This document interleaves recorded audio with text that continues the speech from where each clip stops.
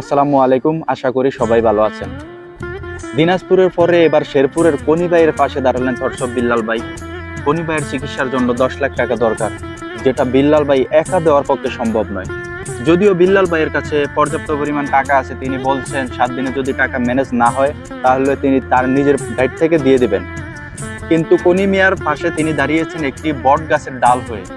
বসন্তের বাতাসে যেরকম বট গাছে শুধুই দাঁড়িয়ে থাকে, কোনো পাতা থাকে না, ঠিক তেমনি এখন বিল্লাল ভাই একটি ডাল হয়ে দাঁড়িয়েছেন। আপনারা সবাই হচ্ছি সেই ডালের পাতা।